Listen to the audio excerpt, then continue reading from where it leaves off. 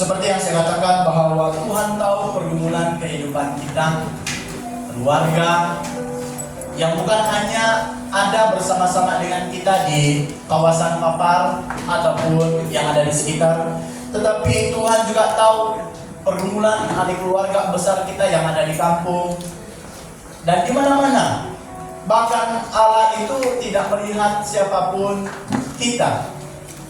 Maksudnya setiap manusia yang percaya dan juga yang belum percaya, Allah yang telah menciptakan manusia tidak pernah meninggalkan kita. Amin. Amin. Jemaat PTC, apa kabar? Sama Yesus, Raja, Luar biasa. Yes, yes, yes. Sekali lagi, apa kabar jemaat PTC? Bersama Yesus, dahsyat, luar biasa. Yes, yes, yes. Haleluya. Biarlah itu bukan hanya daripada bibir kita, ataupun bukan hanya mungkin kita semangat hari ini, mungkin memandangkan kita bangun dari pagi tidak rasa sakit badan sehingga kita bersemangat hanya pada waktu ini. Tetapi biarlah semangat api Roh Kudus Tuhan itu senantiasa membakar hati kita, bukan hanya hari ini tetapi untuk selama-lamanya. Amin. Jemaat Tuhan, tanpa membuang waktu, mari kita melihat renungan firman Tuhan yang kita pelajari bersama hari ini, yang terambil di dalam Injil Yohanes. Injil Yohanes bab 14. Dimulai ayat 15, 16, 17 dan disambung pada ayat 26 dan juga 27. Sekali lagi jemaat Tuhan, firman Tuhan yang kita renungkan bersama hari ini di dalam Injil Yohanes bab 14 ayat 15, 16, 17 dan disambung pada ayat 26 juga ayat 27. Yang sudah mendapatkan ayat ini sama-sama katakan amin. Mari kita membaca firman Tuhan yang ada pada saya ataupun yang terpapar di hadapan adalah terjemahan bahasa Indonesia. Tetapi bagi kita, apapun terjemahan yang ada pada kita, telepon bimbit ataupun Alkitab, mari kita membaca dengan suara yang kedengaran bersama-sama dalam hitungan 1, 2, 3. Jikalau kamu mengasihi aku, kamu akan menuruti segala perintahku. Aku akan meminta kepada Bapa, dan Dia akan memberikan kepadamu seorang penolong yang lain, supaya Dia menyertai kamu selama-lamanya, yaitu Roh kebenaran. Dunia tidak dapat menerima Dia, sebab dunia tidak melihat Dia dan tidak mengenal Dia.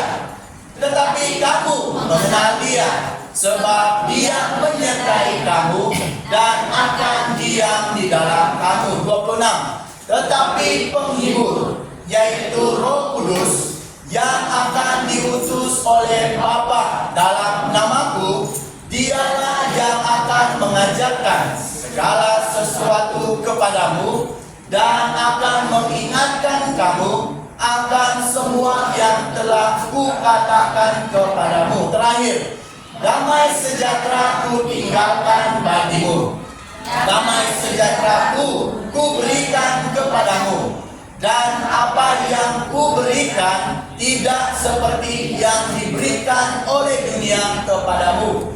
Janganlah gelisah dan gentar hatimu. Amin.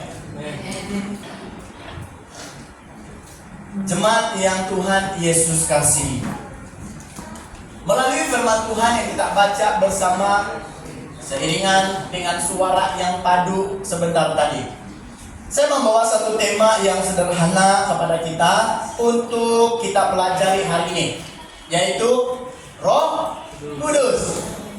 Pada 3 minggu yang lalu saya sengaja bawakan kita untuk belajar mengenai 9 buah roh, di mana 3 buah roh yang terakhir pada minggu lalu itu merupakan siri khotbah yang terakhir mengenai 9 buah roh. Jadi hari ini kita akan belajar mengenai Roh Kudus.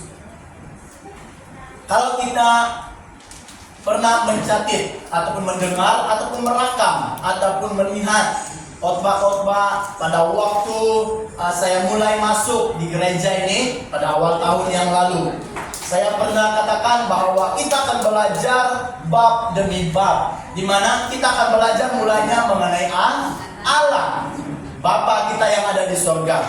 Yang kedua, kita akan memasuki topik mengenai Yesus Kristus, yaitu anak tunggal Allah yang Tuhan berikan bagi dunia, yaitu semua manusia yang berdosa, sehingga kita yang berdosa ini melalui salib yang ada di hadapan kita semua telah ditebus oleh darahnya. Jadi tidak habis ataupun tidak hanya sampai di situ, kita akan sambung beberapa bulan yang lalu ataupun minggu yang sudah lalu, bahkan hari ini kita masih di topik Roh Kudus. Jadi ini adalah tiga pribadi Trinity ataupun Tritunggal Allah yang seharusnya ada ataupun yang seharusnya dimengertikan oleh semua umat Tuhan yang percaya kepada Tuhan. Jadi saudara-saudara yang diberkati Tuhan, mari kita melihat sedikit daripada pengenalan ataupun firman Tuhan Injil yang sudah kita baca bersama sebentar tadi, di mana saudara-saudari jemaat PTC yang sangat Tuhan kasihi, yang sangat juga saya kasihi menjadi keluarga kita di tempat ini. Allah adalah Tuhan kita yang menguasai alam semesta. Dia adalah satu-satunya Allah sejati yang benar untuk kita layani. Melalui pujian penyembahan, bahkan tingkah laku kita semua dan segala yang baik itu merupakan pelayanan kita kepada Tuhan. Karena apa? Dia adalah satu-satunya Allah sejati yang harus kita sembah ataupun yang kita layani. Allah terdiri daripada 3 pribadi yang berbeza, yaitu kalau kita membaca di dalam Matius mengenai doa Bapa kami ataupun di dalam Matius 28 ayat bab yang terakhir, di mana dikatakan baptislah mereka dalam nama Bapa, Allah Bapa, Anak dan Roh Kudus. Jadi hari ini kita akan lihat bahwa Allah itu benar, bahwa Allah kita terdiri daripada 3 pribadi di dalam satu oknum, yaitu Allah. Di mana 3 pribadi tersebut yang kita kenal sebagai yang pertama adalah Bapa. Sebab itu dikatakan Allah Bapa. Yang kedua, pribadi yang kedua, dia adalah anaknya, yaitu Yesus Kristus, juga dipanggil Allah. Dan yang ketiga, pribadi yang ketiga yang kita pelajari hari ini adalah Roh Kudus ataupun Roh kebenaran. Di dalam Alkitab banyak menjelaskan, terkadang tidak hanya menggunakan satu kata, yaitu Roh Kudus, tetapi juga dikatakan Roh kebenaran, Roh suci, Roh adil, Roh benar, dan Roh yang sejati. Di mana semua itu adalah menunjukkan pribadi Allah yang ketiga, yaitu Roh Kudus. Nah, saudara-saudara yang diberkati Tuhan, sekalipun Allah terdiri daripada 3 pribadi di dalam satu oknum, bukan bermaksud kita mempunyai 3 Allah. Sebenarnya saya sempat tanya dengan istri saya tadi pagi, kalau saya menjelaskan dengan kamu tentang ini, kamu mengertikah? Saya explain 2-3 kali, ya, saya sangat paham, kata dia. Jadi hal yang sama juga akan saya katakan kepada saudara ataupun jemaat Tuhan pada pagi hari ini, di mana Allah tidak terdiri daripada, Allah hanya terdiri daripada 3 pribadi, bukan bermaksud kita memiliki 3 Allah. Mungkin kalau kita sekali dengar, mungkin kita agak keliru, bukan? Ternyata Allah itu adalah Allah Bapa, Allah Anak, dan Allah Roh Kudus. Pasti kita berpikir bahwa Allah itu adalah 3 Allah. Oke? Tetapi hari ini dinyatakan, saya ingin sampaikan kepada kita, 3 pribadi tersebut adalah merujuk kepada 1 Allah. Saya harap kita mengerti. Pada waktu di seminari, lecturer kami, saya juga seperti Anda ataupun yang belum pernah mendengar mengenai Trinity ataupun Tritunggal Allah. Balik-balik, hari ini kami belajar, besok kami belajar, lusa juga kami belajar. Kata guru, selagi kita tidak pas, kamu tidak pas untuk memahami Trinity Allah ini, selagi itu kita masih di topik yang sama, kata dia. Jadi guru kami tidak putus asa, dia menjelaskan bahwa dengan sabar, dia menjelaskan bahwa Allah itu bukan 3 Allah. Memang kita panggil dia adalah Allah Bapa, Anak, dan Roh Kudus, tapi tidak bermaksud kita punya 3 Allah. Allah Bapa itu 1, Allah Anak itu 1, Allah Roh Kudus itu 1. Tetapi yang dinyatakan adalah 3 pribadi dalam 1 oknum ataupun 3 pribadi yang berbeza. Dia adalah satu-satunya Allah. Saya harap sekali ini jemaat paham. Boleh? Mengerti? Saya coba lagi bagi 1 contoh. Contohnya, saya Joshua. Ini mungkin penjelasan yang mungkin boleh diambil dengan mudah. Contohnya seperti ini. Saya Joshua sedang makan, dan saya juga Joshua sedang berjalan. Dan ketiga, saya juga Joshua adalah seorang yang sedang melayani. Tetapi yang sama itu adalah orang yang sama. Tetapi situasi yang berbeda. Sekali lagi, Joshua sedang makan, seumpama Allah Bapa. Yang kedua, Joshua sedang berjalan. Dia adalah Allah Anak. Dia adalah Anak, yaitu Yesus. Yang ketiga, Joshua sedang melayani Tuhan di mimbar ini. Mengapa saya katakan 3 pribadi ini tidak sama, tetapi adalah diri yang satunya seperti saya, yaitu apa yang dia lakukan. Orang dia tetap sama, tetapi apa yang diperbuat tidak boleh dibuat dalam satu masa. Tidak mungkin saya katakan saya adalah Joshua yang sedang melayani Tuhan, dan dalam waktu yang sama saya juga adalah Joshua yang sedang makan. Kalau saya sedang makan sambil berkhotbah, bagaimana? Ataupun saya sedang berjalan sambil makan. Turun dari gereja, nanti tengah hari saya makan, pergi mana saja. Pergi Bowin kah, pergi Petronas kah, isi minyak, saya makan. Saya bawa makanan saya.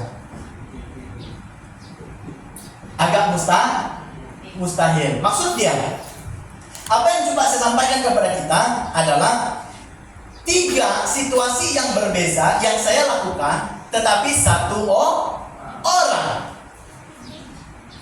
Saya adalah Joshua yang juga sedang makan. Saya juga Joshua yang boleh berjalan. Saya juga adalah Joshua yang boleh melayani Tuhan. Di mana Allah yang satu, tiga situasi dalam 1 orang, itu yang saya maksudkan adalah Allah Bapa, Anak, yaitu dan juga Roh Kudus. Di dalam ketiga pribadi ini, dia tetap satu, yaitu Allah. Setakat ini jemaat boleh tangkap? Boleh? Amin? Amin.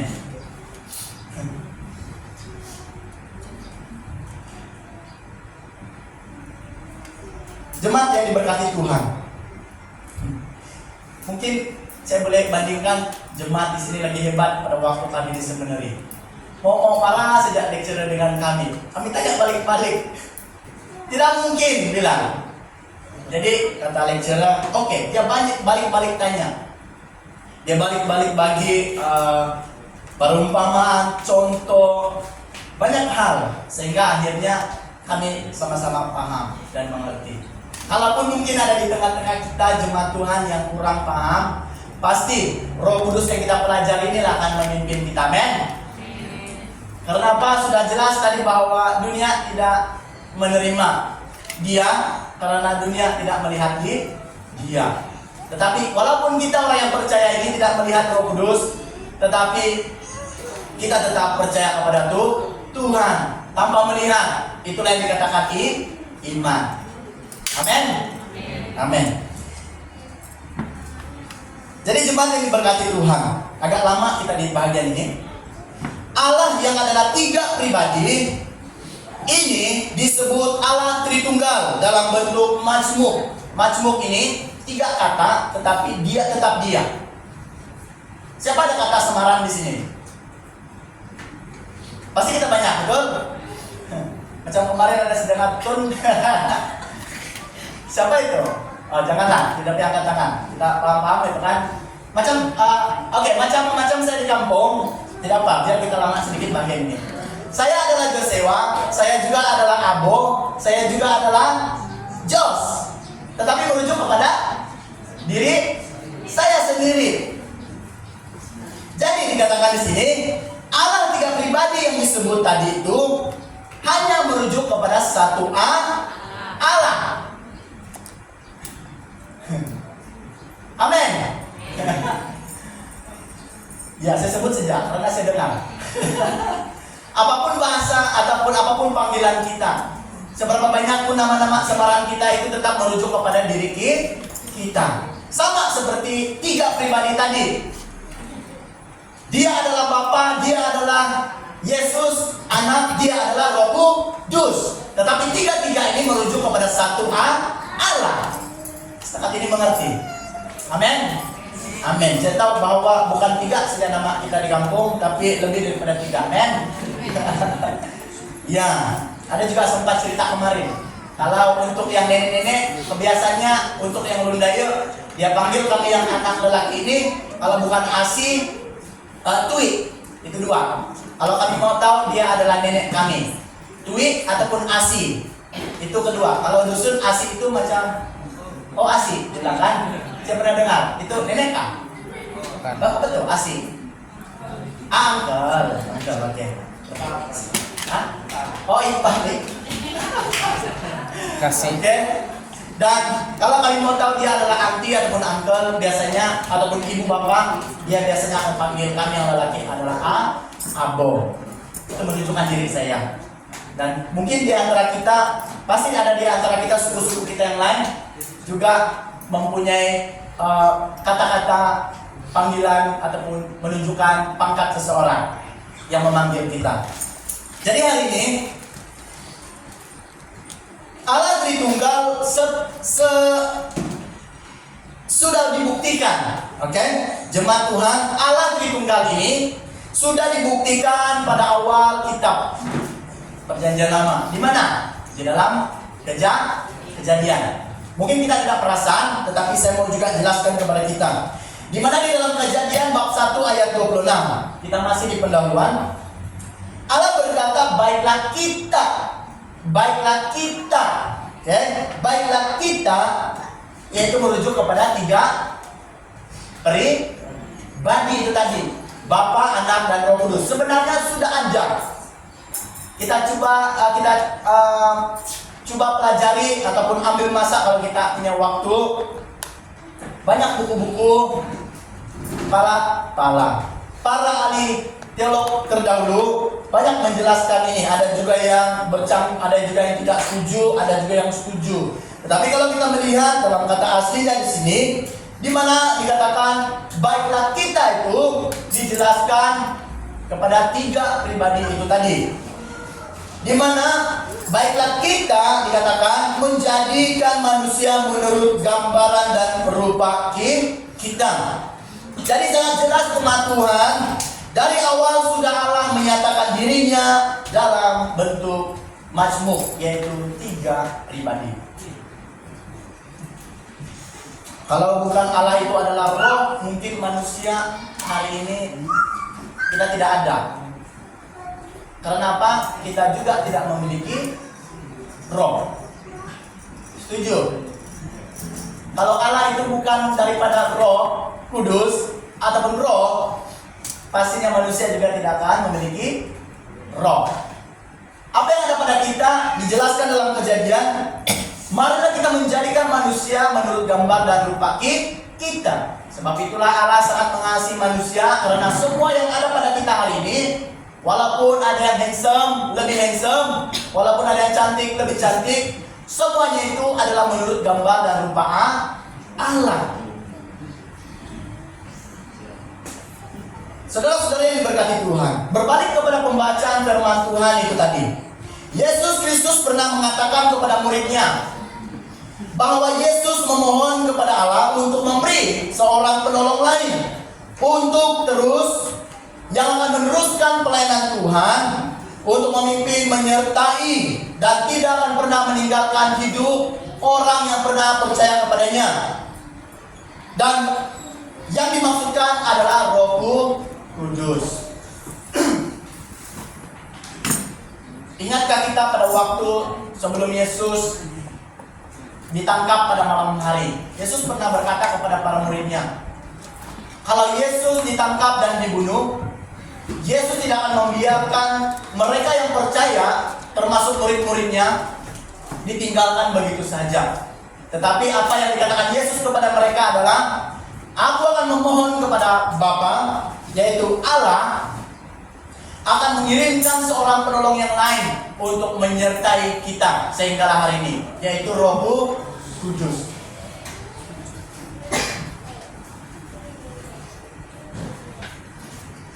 Di mana saudara, Roh Kudus yang dimaksudkan adalah roh yang tetap berada di dalam kehidupan kita sehingga hari ini. Jika tidak, maka iman percaya kita akan berkurang dan menghilang. Bayangkan, kalau Roh Kudus tidak dikirimkan Tuhan pada malam Pentakosta, para muridnya diurapi dengan jamahan Roh Kudus, bahkan sehingga kalau kepada kita hari ini, pasti kita tidak akan datang ke gereja. Setuju? Katakan amin.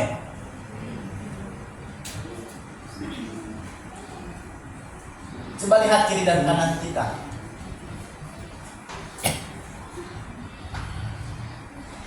Itulah buktinya paling mudah untuk kita dapat lihat Roh Kudus yang terus memimpin kita, yang dikirimkan Tuhan Bapa itu ada, membuatkan kita hadir di ibadah pada saat hari ini. Kalau Roh Kudus tidak ada, pasti kita susah mengenal ataupun percaya, bahkan menyembah siapa Tuhan yang harus kita sembah. Saya ingin bertanya kepada jemaat Tuhan, apakah ada di antara kita yang hanya datang ke gereja, hanya mau bertemu dengan orang-orang yang jarang dia temui, ataupun hanya datang untuk berjumpa dengan kawan-kawan yang beberapa hari tidak ditemui?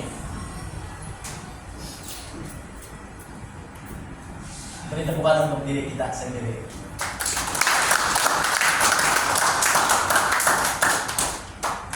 Itulah membuktikan bahwa Anda tahu siapa Roh Kudus yang memimpin Anda, sehingga Anda dan kita semua dapat hadir bersama di ruangan ibadah pada pagi hari ini. Amin.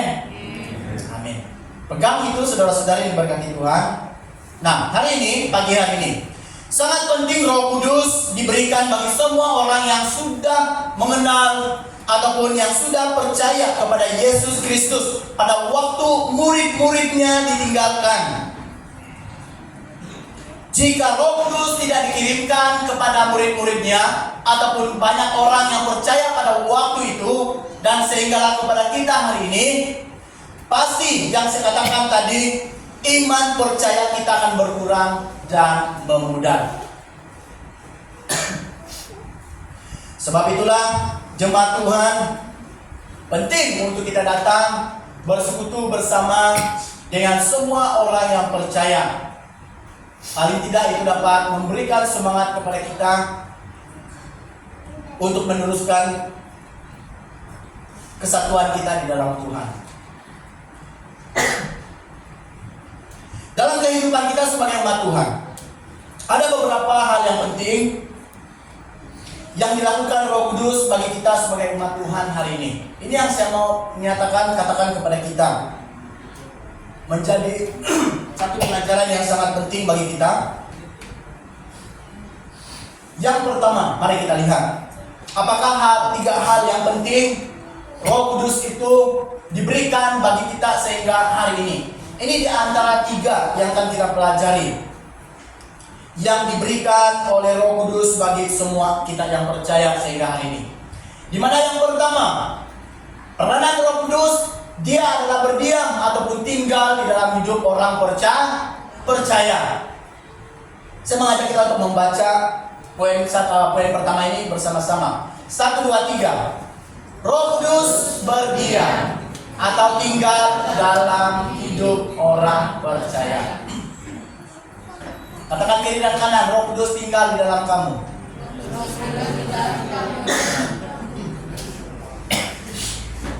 Roh Kudus tinggal di dalam diri saya. Roh Kudus juga yang sama tinggal di dalam diri Anda semua. Amin, jemaat Tuhan. Sekali lagi saya katakan bahwa setelah malam hari Pentakosta, semua orang ataupun para murid Yesus dipenuhi oleh Roh Kudus. Kita boleh baca. Saya ingat saya sudah sampaikan hal ini pada siri khotbah yang lalu. Nah, hari ini curahan Roh Kudus tidak mengira siapa kita, siapapun pribadi kita. Curahan Roh Kudus tidak mengira siapapun Anda. Anda dari suku apa? Anda dari golongan apa? Ataupun apa latar belakang Anda? Yang pastinya curahan Roh Kudus tidak mengira siapa kita. Asalkan, ini yang penting saudara-saudari berkati Tuhan, curahan Roh Kudus senantiasa berlaku di dalam kehidupan kita. Asal kita percaya kepada Tuhan, maka Roh Kudus akan diam dan tinggal di dalam hidup kita. Yang setuju katakan amin.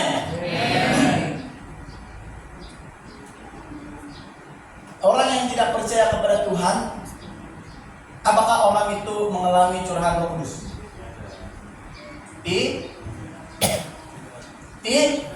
Tidak. Saya setuju. Seperti apa yang jemaat pikirkan. Dan saya setuju apa yang firman Tuhan katakan. Karena saudara-saudari berkati Tuhan, sekali lagi saya katakan, asal kita percaya kepada Tuhan, maka Roh Kudus akan senantiasa tinggal di dalam hidup orang percaya.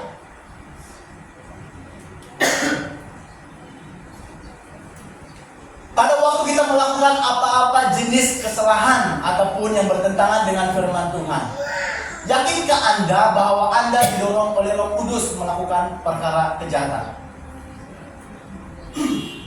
Saya sangat setuju bahwa Roh Kudus tidak menuntun saya untuk melakukan kejahatan yang saya pernah lakukan dahulu. Tetapi sengaja diizinkan Tuhan sejauh mana kehebatan kita dalam kita mengandalkan hidup duniawi kita. Dan saya katakan bahwa Roh Kudus tidak menyertai orang yang melakukan dosa. Jemaat yang diberkati Tuhan, jangan pernah kita berpikir pada waktu kita mengamini Roh Kudus senantiasa tinggal dan diam di dalam hidup kita, maka Roh Kudus akan bersama dengan kita pada waktu kita melakukan dosa. Saya katakan bahwa pada waktu Anda melakukan dosa, Roh Kudus tidak bersama dengan Anda. Amen. Karena apa? Firman Tuhan berkata bahwa terang dan gelap tidak pernah bercampur. Sama seperti Allah yang kudus, tidak pernah berkompromi, bersubahat dengan dosa-dosa yang kita lakukan. Sebab itu saya katakan dengan tegas bahwa pada waktu seseorang melakukan dosa yang bertentangan dengan firman Tuhan, Roh Kudus tidak bersama Anda. Saya pegang statement ini. Asalkan semua orang itu percaya, asalkan seseorang itu percaya kepada Tuhan, maka Roh Kudus Tuhan akan senantiasa hidup di dalam orang itu. Ini yang saya pegang sampai hari ini. Mungkin tidak semua kita menerima, tetapi apa yang saya imani sepanjang kehidupan dunia sama kehidupan rohani, saya berani katakan pada waktu saya hidup berfoya-foya dulu, Roh Kudus tidak pernah menuntun saya untuk melakukan hal demikian. Tetapi apa yang Roh Kudus lakukan adalah Dia tidak pernah henti-hentinya menegur saya satu demi satu. Sehingga Roh Kudus ataupun Tuhan sendiri merotani saya. Dengan apa? Dengan kejadian yang luar biasa, eksiden. Dari itulah saya pikir bahwa inilah cara Tuhan mendisiplinkan diri saya. Saya pikir kalau tanpa eksiden itu, saya pikir saya masih hidup dalam dunia duniawi saya. Dan Anda tidak mungkin melihat saya ada di hadapan pada saat ini. Nah, melalui Roh Kudus ini juga telah membawa saya semakin hari semakin mengenal Tuhan. Saya katakan kepada saudara-saudari jemaat Tuhan yang Tuhan sangat kasihi, jangan kita beranggap bahwa pastor itu, kalau dia sudah pastor, dia sempurna.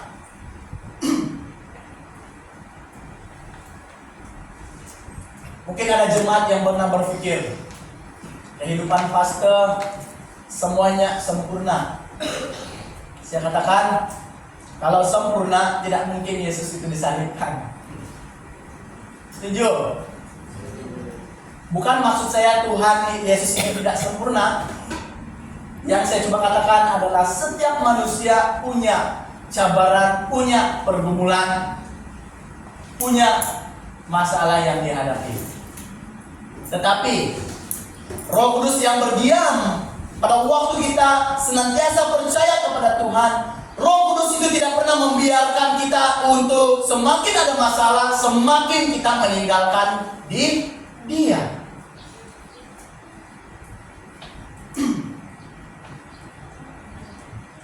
Sama seperti perkataan kita, dunia rohani dengan dunia duniawi.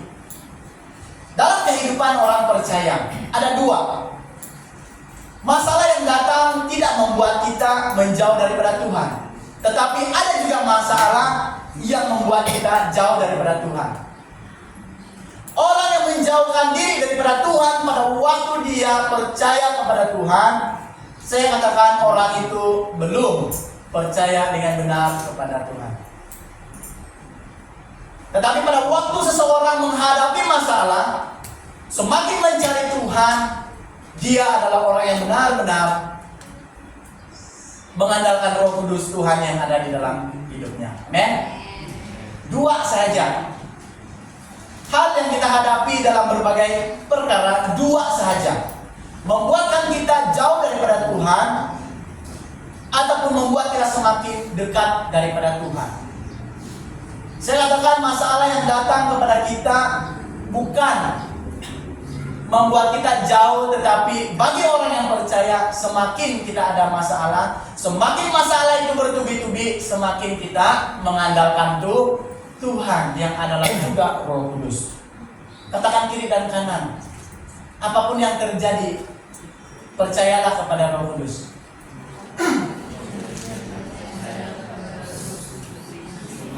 Saya percaya sampai satu saat nanti jemaat Tuhan, kita akan berpikir seperti ini. Dan kita akan berkata seperti ini. Terima kasih Tuhan untuk masalah hari ini. Karena semua masalah yang ada, Tuhan tahu kemampuan saya untuk melaluinya. Amin. Dan semua yang berlaku membuat saya semakin dekat kepada Tuhan. Amin. Amin. Kalau kita rasa masalah itu membuat kita jauh, itu bukan Roh Kudus yang membimbing Anda. Tetapi roh Anda sendiri yang tidak mengandalkan Roh Kudus Tuhan yang berdiam di dalam diri Anda. Amin. Jangan kasih amin ya. Andalkan kuasa Roh Kudus. Paulus berkata bahwa Roh Kudus membuat kita menjadi milik Kristus.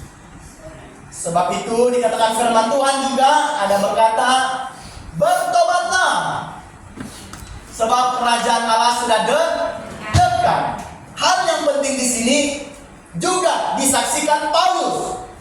Dia bertobat dan dia menjadi milik Kristus. Sama seperti kita, sama seperti saya. Kalau saya tidak bertobat dan mati pada waktu eksiden yang lalu, saya rasa saya berani katakan saya imani bahwa saya akan masuk neraka. Setuju? Senyum kita. Saya membuat pengakuan dari diri saya sendiri. Sebab itu saya katakan Tuhan masih mengizinkan saya hidup sampai hari ini. Tuhan tidak mau menyia-nyiakan apa yang Tuhan telah berikan kepada saya. Sebab itu Paulus sendiri katakan, tetapi kamu tidak lagi hidup menurut tabiat manusia, kamu harus hidup menurut Roh Allah. Jika Roh Allah menguasai hidup kamu, sesiapa tidak mempunyai Roh Kristus, maka orang itu bukan milik Kristus. Dengar ini baik-baik. Setiap orang, sesiapa yang tidak mempunyai Roh Kristus, Roh Kudus, Roh kebenaran di dalam hidupnya, maka orang itu bukan milik Kristus.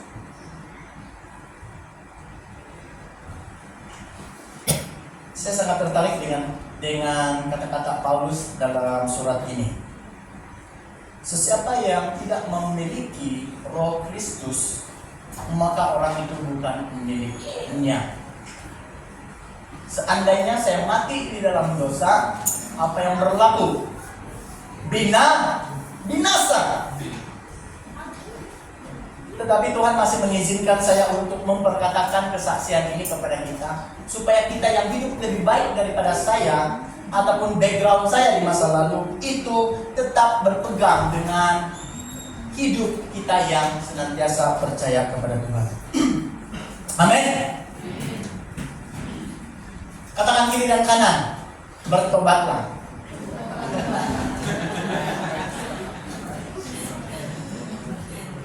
Pastor sendiri bertobatlah.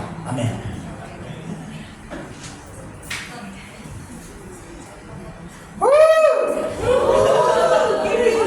Kalau pasal bertobat ini seram di telinga kita kan? Kalau Tuhan itu tidak baik bagi saya, mati sudah sini dulu. Mati. Tahu kamu mati? Sebab itu saya berani katakan, ujilah Tuhan. Sebab apa yang saya hidupi hari ini bukan lagi milik saya, bukan lagi milik Joshua, bukan lagi milik pastor kamu yang ada di tempat ini, tapi milik Kristus. Begitu juga sama dengan Anda. Jangan sia-siakan hidup kita selagi masih bernapas. Amin. Puji Tuhan. Amin. Sayang, kalau kita datang ke gereja tidak memiliki Roh Kudus, sesuatu kerugian besar bagi kita jika kita tidak memiliki Roh Kudus yang berdiam di dalam hidup kita. Satu kerugian. Saya selipkan juga pada waktu saya melayani. Balik-balik juga saya katakan ini. Main musik di depan, itulah division saya dari dulu, main drum. Yang lain-lain saya tidak sentuh. Bukan saya tujukan kepada semua yang pemain drum, hanya diri saya. Melayani di depan dalam waktu yang sama, balik dari ibadah masih dengan kehidupan dunia saya. Mengerti bagi katakan. Sebab itu saya katakan adalah satu kerugian bagi saya dulu. Tetapi hari ini, selagi saya masih bernapas, saya tidak mau mensia-siakan Roh Kudus yang berdiam di dalam hidup saya. Orang yang hidupnya didiami oleh Roh Kudus pasti hidupnya lahir kembali dan tidak mengulangi dosa-dosa masa lalu hidupnya. Walaupun Anda melakukan dosa semalam, kita katakan bahwa itu adalah dosa-dosa lalu kita. Ataupun apa yang mungkin kita dapat pikirkan saat ini. Mungkin kita sedang berpikir orang di luar. Kita sudah memperkata-katakan orang-orang yang ada di luar. Kita harus tinggalkan. Roh Kudus memang mendiami hati orang percaya selama-lamanya. Dan Roh Kudus tidak akan pernah membiarkan kita untuk kembali kepada muntah dosa lalu kita. Setiap kita yang percaya dan memiliki Roh Kudus, pasti hidup kita diselamatkan oleh Tuhan. Karena apa?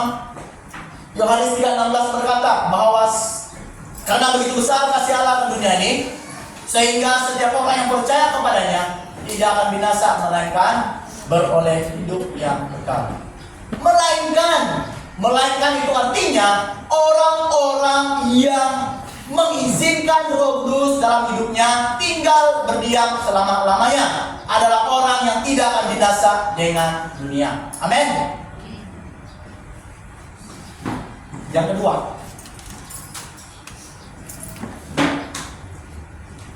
next slide. Yang kedua, Roh Kudus memenuhi hidup orang percaya. Mari kita baca dengan suara yang kedengaran bersama-sama. 1, 2, 3. Roh Kudus memenuhi hidup orang percaya. Ini yang kedua. Tadi yang pertama, Roh Kudus tinggal, berdiam, menetap, stay di dalam hati kita. Yang kedua, Roh Kudus yang dijanjikan dan telah diberikan Bapa kepada semua orang yang percaya akan memenuhi hidup orang percaya. Di sini saudara, dipenuhi artinya dikuasai oleh Roh Kudus.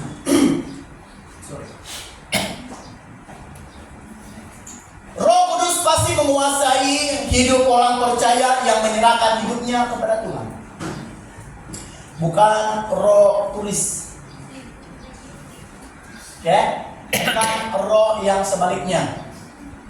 Sekali lagi saya katakan, Roh Kudus menguasai hidup orang yang percaya, yang menyerahkan, yang memberikan, yang membenarkan hidupnya untuk Tuhan.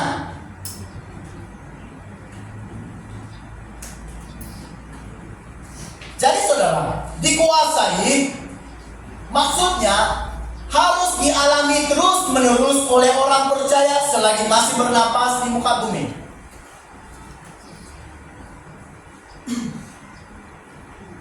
Coba tepuk dada kawan-kawan kita kiri dan kanan. Bahu, bukan dada. Cepat kita batang. Ada yang harus terpatok lah? Tidak.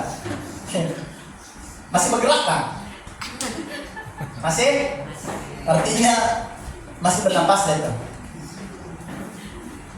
Dikuasai harus dialami terus-menerus oleh orang percaya selagi masih bernapas.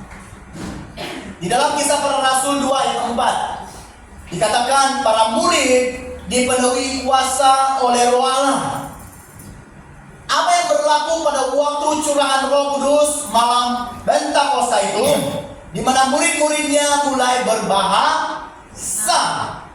Kalau kita membaca ayat 4, selepas ayat 4 dan seterusnya, di mana dikatakan para murid Yesus mulai berbahasa negara-negara ataupun negeri-negeri yang lain yang tidak pernah mereka ketahui. Itu salah satu di mana Roh Kudus telah menguasai hidupnya. Seterusnya, hidup orang yang dikuasai oleh Tuhan, Roh Kudus Allah, pasti dapat bernubuat. Bernubuat di sini bukan hanya menyampaikan firman Tuhan, tetapi kita juga yang adalah orang-orang yang boleh mendorong umat Tuhan yang lain. Kalau kita pikir semua itu pastinya bersumber daripada Roh Kudus. Hidup orang yang dikuasai oleh Roh Kudus, pasti perkataan yang keluar daripada mulutnya menguatkan orang-orang yang ada di sekitar. Pada waktu kita melihat saudara-saudari, jiran tetangga kita ataupun keluarga kita mengalami masalah, pasti kita yang dikuasai oleh Roh Kudus Tuhan ini akan memperkatakan sesuatu hal yang dapat mendorong mereka. Roh Kudus tidak akan mendorong kita untuk menjatuhkan lagi semangat orang lain. Kalau kita katakan itu adalah daripada Roh Kudus, itu bukan. Itu daripada roh hantu. Bro, saya tahu kamu ini ada masalah. Ya, ada masalah sini. Tak payahlah kamu percaya Tuhan tuh. Kalau Tuhan tuh betul ada, tak mungkinlah kamu ada masalah. Macam mana? Oke lah, saya tidak pergi lagi sembahyang. Oke lah, saya tidak percaya sudah dengan pemimpin di gereja tuh. Oke lah, tidak pasti. Saya tidak percaya sudah dengan kata-kata pastor tuh. Mama sejak pastor.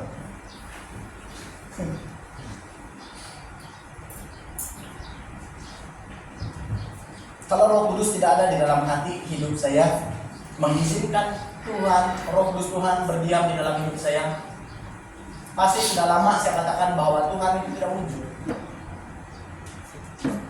Tak perlulah datang gereja, tak perlulah bersekutu dengan saudara seiman. Kalau itu bukan daripada Roh Kudus. Tetapi kalau daripada Roh Kudus, kita akan mengeluarkan perkataan-perkataan yang membangun di antara satu dengan yang lain. Ini biasanya dikuasai oleh Roh Kudus dan juga dikuasai oleh roh hantu. Roh hantu semuanya hantu. Roh iblis semuanya iblis. Roh jahat semuanya jahat. Tetapi Roh Kudus semuanya adalah tentang kebenaran. Amin. Yang setuju katakan amin. Lepas ini hiduplah dalam kebenaran. Katakan kiri dan kanan kita, hiduplah dalam kebenaran. Hiduplah dalam kebenaran.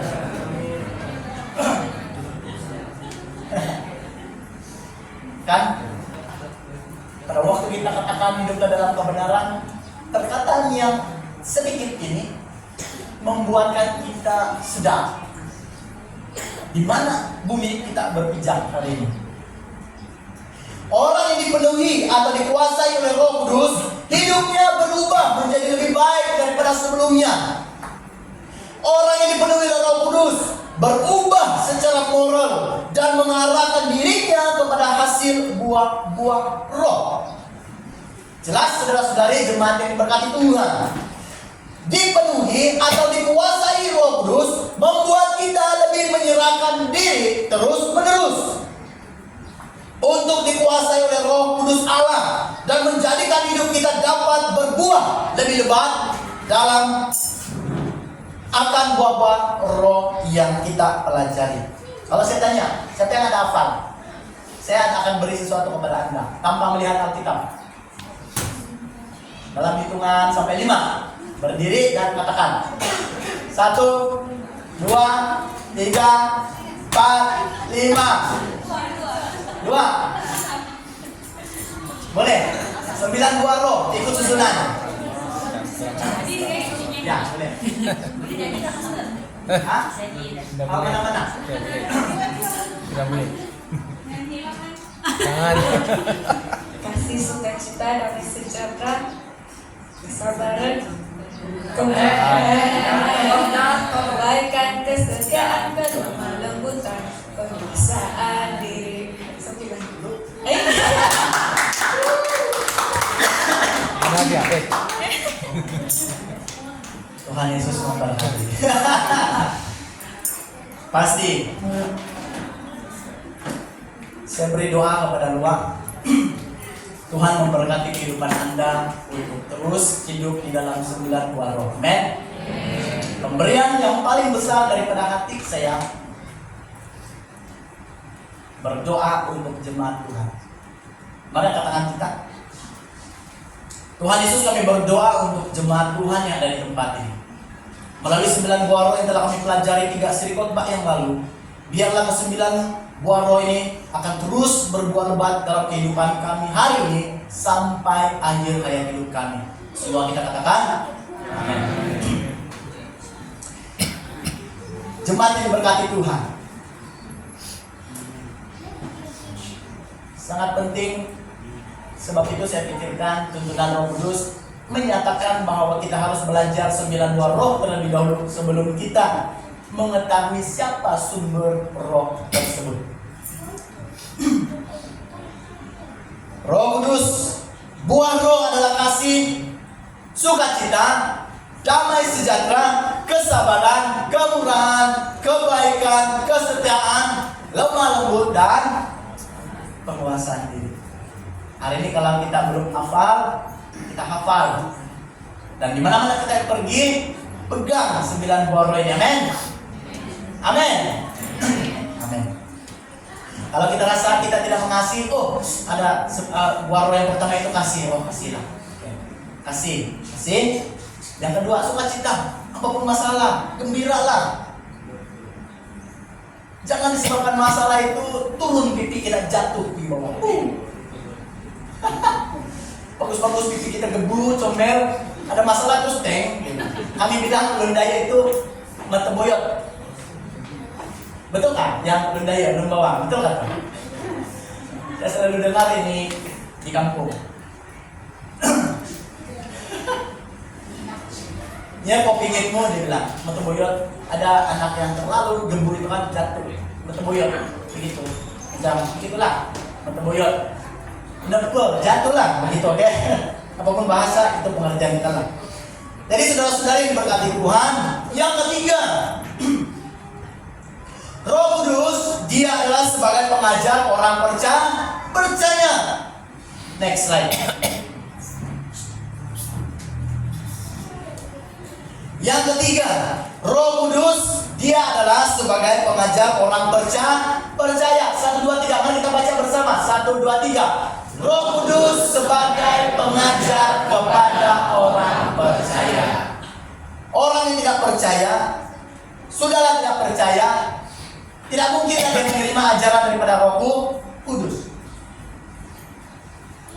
Dibandingkan dengan orang yang percaya seperti kita hari ini, Roh Kudus itu adalah sebagai pengajar kita. Roh Kudus sama seperti Yesus, mengajar orang untuk percaya. Roh Kudus juga sama, selalu berkata-kata dalam hati kita akan kebenaran Tuhan. Ini juga saya pernah katakan. Sejahat-jahat saya dulu, seberfoya-foya kehidupan saya dulu, semabuk-mabuk apa saya dulu, balik rumah saya tetap berdoa. Betul.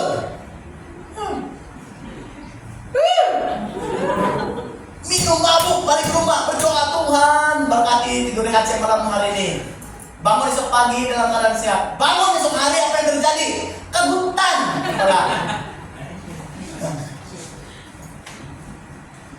Ya, terjadi. Sebab itu saya bukan suka. Sebab itu saya ceritakan. Sebab inilah berlaku dalam kehidupan saya sebagai orang yang percaya, saya katakan. Tapi bukan percaya asal-asalan. Masa senang, oh Tuhan kau benar-benar ada. Masa mabuk, nah, haleluya. Lompat sana sini macam monyet. Ya, saya bikin pub ya dulu. Anak-anak muda, hati-hati. Jangan di gereja haleluya. Ataupun semua jemaat Tuhan yang hadir hari ini, jangan seperti saya dulu. Haleluya, puji Tuhan, bersorak-sorai. Balik dari gereja, keluar dari rumah, hampir tidak tertukar baju di rumah. Keluar ingat sudah di pub dengan orang-orang yang tidak mengenal Tuhan. Senang kan yang kesaksian begitu? Pasti tidak. Tidak saya pikirkan sekarang, aduh. Tetapi sebab itulah saya katakan bahwa Tuhan itu sangat baiklah. Bukanlah baik selama-lamanya. Dia masih mengizinkan saya untuk memperkatakan masa lalu saya menjadi kesaksian pengajaran kepada kita.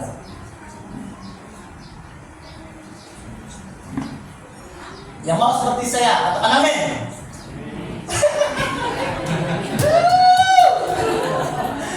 Yang mau seperti saya, katakan amin. Betul, amin. Mungkin kita pikir hari ini, bukan? Kalau saya katakan yang dulu, pasti kita tidak mengamen. Dan, oh, bagus. Hebat jemaat Tuhan di tempat ini. Kita semua hebat, amin.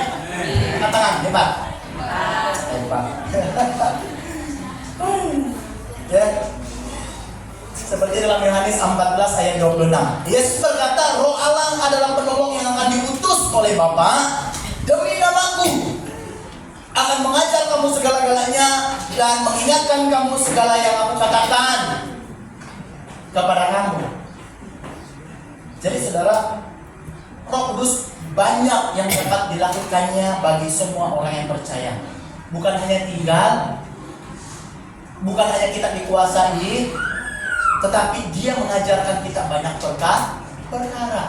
Tetapi yang pasti semuanya itu adalah hal yang baik dan benar. Apakah hal-hal yang diajarkan oleh Roh Kudus ada di hadapan kita?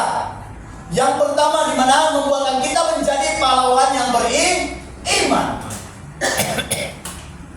Iman itu di dalam Efesus katakan bahwa gunakanlah perlengkapan senjata Allah. Jadi hari ini semua orang yang percaya, Roh Kudus akan menuntun hidup kita supaya tetap menjadi pahlawan yang beriman pada Tuhan. Yang kedua, menjadi saksi Kristus dimanapun kita pergi. Janganlah sampai kita keluar jumpa dengan dimana kita bekerja. Woi, saya nih Pak, saya pengikut Kristus.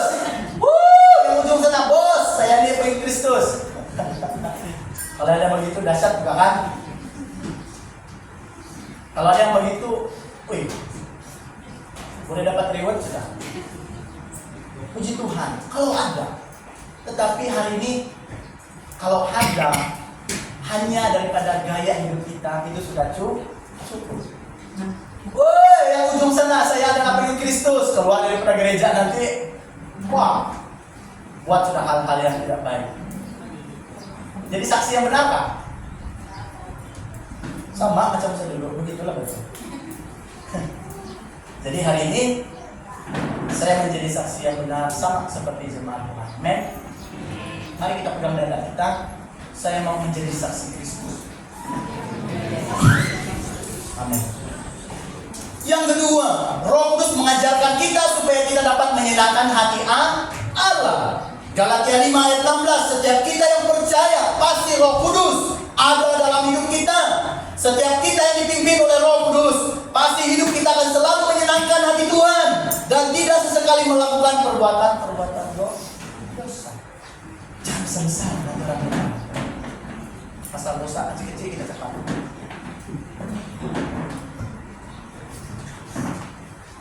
Amin. Sudah tua atau sudah? Kalau pasal dosa ini sensitif telinga saya dulu. Cakap saja. Sama Pak. Karena apa?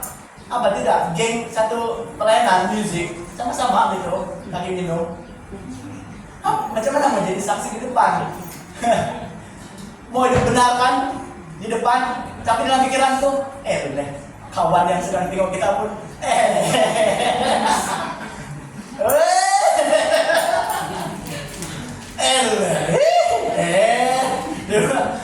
itu Bang.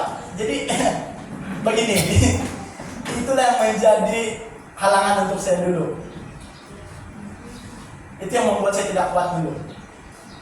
Pada waktu melayani di depan, main musik, kita tengok kawan yang sama-sama sama lampu kan, senyum-senyum kawan di bawah.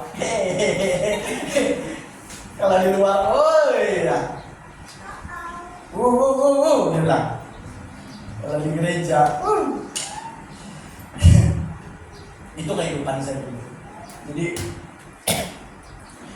inilah buktinya Roh Kudus mengajarkan menjadi pengajar. Terbukti dalam kehidupan saya, Roh Kudus itu sangat adalah pribadi yang mengajar saya sehingga membuatkan saya menolak demi satu perbuatan yang tidak menyenangkan hati Tuhan selamanya.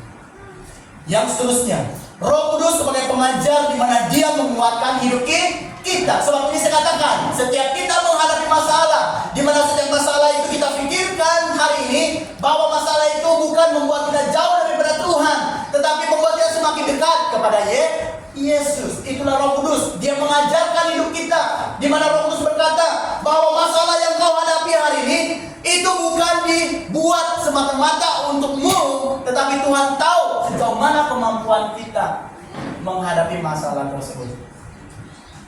Apakah dalam pekerjaan, di dalam pelayanan, di dalam persekolahan, anak-anak yang masih, adik-adik yang masih bersekolah, yang mau pintar dalam sekolah itu, mau dapat nomor 1 dalam sekolah itu, saya juga sama. Bukan hanya berdoa tapi berusaha. Sama seperti kita. Kita mau hidup kudus, kita berusaha untuk meninggalkan satu demi satu. Kalau ada satu sekaligus, wow, puji Tuhan.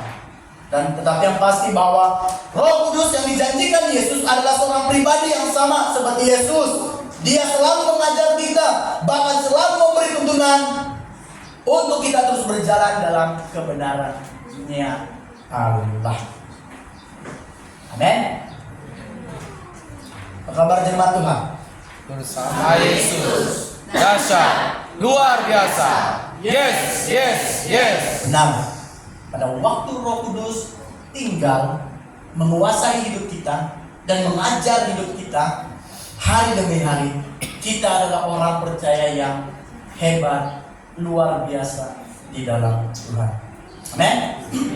Next, kesimpulan. Bagus untuk Pak Ines, ngam untuk kita memandang hari ini. Kalau awal nanti, nah, kan? Kau bagus tidak awal. Haleluya.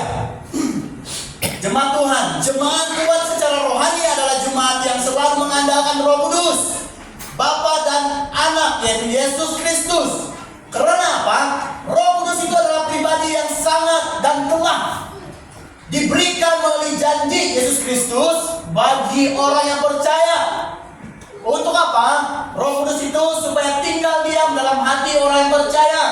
Yang kedua, memenuhi hidup orang percaya dengan kuasanya. Yang ketiga, memberi pengajaran benar bagi umatnya. Setiap orang yang percaya yang terus kuat adalah pribadi yang mengandalkan kuasa Allah Bapa, Allah Anak, dan Allah Roh Kudus.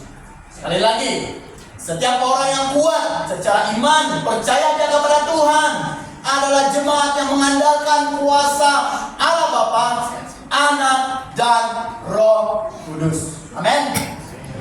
Amin. Mari semua jemaat Tuhan kita berdiri.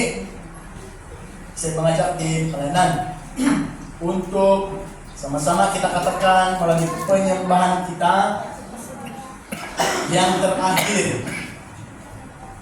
Itu tadi. Melalui lirik lagu itu, saya pikir satu hal yang patut ada di dalam kehidupan kita. Bukan hanya mendengar, tetapi juga melalui kehidupan sehari-hari kita. Bukan hanya melalui bibir mulut, tetapi benar dari dalam kehidupan kita yang percaya kepada Tuhan. Mari kita nyanyikan penyembahan yang terakhir.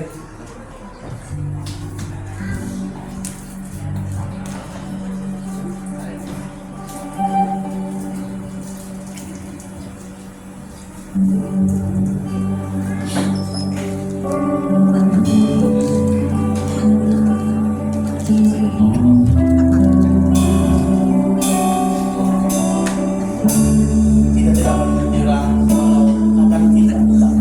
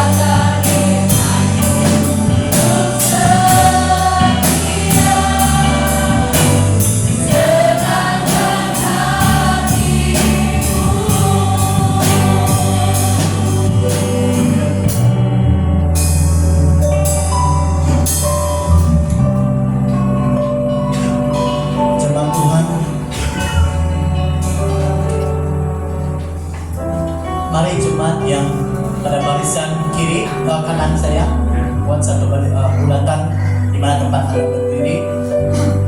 Yang tengah buat satu bulatan, dan juga yang kiri saya buat bulatan. Berpegangan tangan.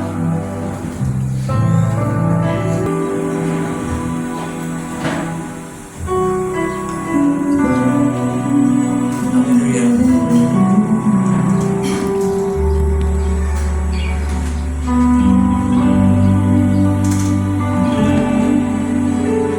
Sebelum kita berdoa,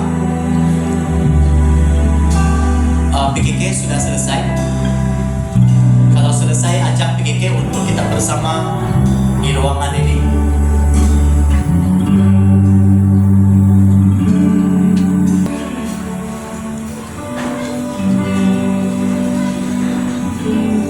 Jika ada anak-anak mereka, bawa mereka pegang. Haleluya.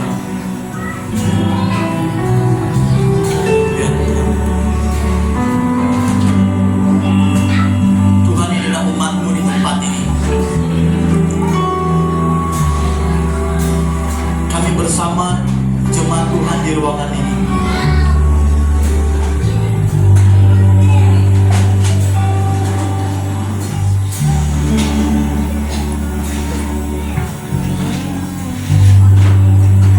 Mari kita nyanyikan sekali lagi.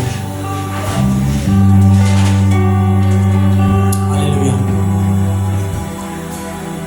Haleluya Tuhan.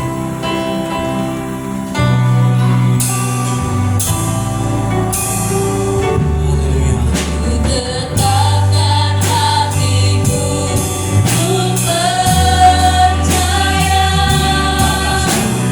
tanpa syarat, tak tergoyah, ku nyatakan imanku untuk setia.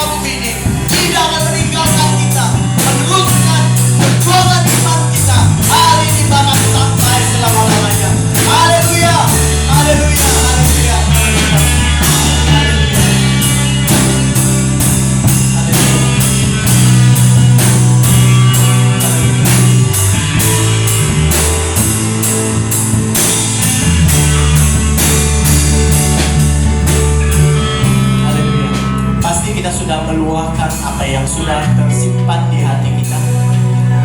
Roh Kudus Tuhan yang ada di dalam hidup kita lah yang mendorong kita untuk mengatakan hal itu kepada Tuhan melalui doa kita.